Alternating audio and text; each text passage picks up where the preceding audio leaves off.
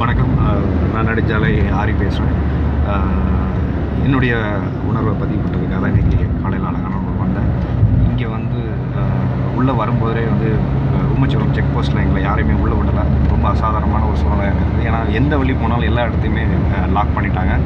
சரி, நாங்கள் வண்டியை காரை நிப்பாட்டிட்டு நடந்து உள்ளே போகலாம் அப்படின்னு ஒரு முயற்சி பண்ணி உள்ளே போகும்போதும் எங்களை அப்பவும் உள்ளே விடலை. உள்ளே விடாமல் அதுக்கப்புறம் போலீஸாருக்கும் எங்களுக்கு ஒரு சின்ன வாக்குவாதம் ஏற்பட்டது. ஸோ அந்த வாக்குவாதம் மூலிமா வந்து பார்த்திங்கன்னா எங்களை அரெஸ்ட் பண்ணி மண்டபத்தில் கொண்டு போய் வச்சுட்டாங்க. ஒரு 1 hour வந்து வச்சுட்டாங்க. என்னோடய ஃபோன்ஸ் எல்லாமே வாங்கி வச்சுட்டாங்க. சார், நாங்கள் அமைதி பேரணிக்காக தான் வந்திருக்கோம், எனக்கு விடுங்க அப்படின்னு சொன்னோம். அதுக்கப்புறமா வந்து யார் என்னங்கிறதெல்லாம் தகவலில் வந்து எஸ்பி ஆஃபீஸ் போயிட்டு அதுக்கப்புறம் தான் சார் நாங்கள் விட முடியும்னு சொன்னாங்க. எஸ்பி ஆஃபீஸுக்கு எங்கள் தகவல் அனுப்பிச்சாங்க.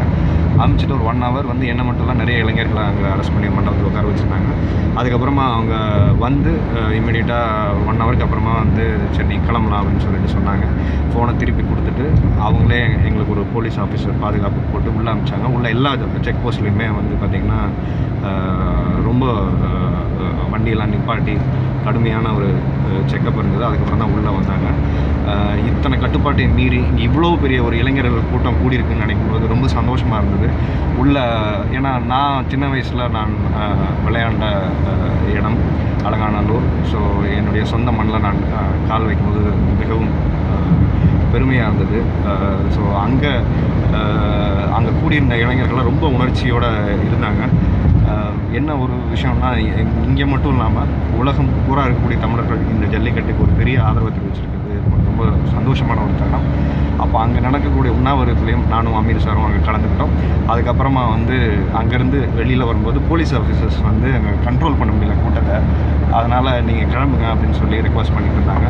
ஸோ நாங்களும் அமீர் சாரும் அங்கேருந்து கிளம்பி வெளில வரும்போதே பார்த்திங்கன்னா ஒரு நிறைய இளைஞர்கள் வந்து நிறைய மாடுகளோடு அங்கே வந்துட்டாங்க. வந்து ஜல்லிக்கட்டை நடத்துறதுக்கு அனுமதி கொடுக்கணும்னு சொல்லி அங்கே ஒரு பெரிய போராட்டம் நடந்துச்சு. ஸோ அந்த முறையில் நிறைய தள்ளுமுள்ளாகி தான் லத்தி சார்ஜ் பண்ண ஆரம்பிச்சிட்டாங்க. ஸோ லத்தி சார்ஜ் பண்ண உடனே நாங்களும் இந்த பக்கம் ஒரு பக்கம் ஒதுங்க வேண்டிய கட்டமாகிடுச்சு. அங்கே அந்த இடமே ஒரு ரணகலம் ஆகிடுச்சு. அதுக்கப்புறமா எங்களெல்லாம் ஒரு வீட்டுக்குள்ளே நாங்கள் போய் நாங்கள் அடைக்கலமாக அங்கே உள்ளே இருந்தோம், நானும் அமீர் சாரும்.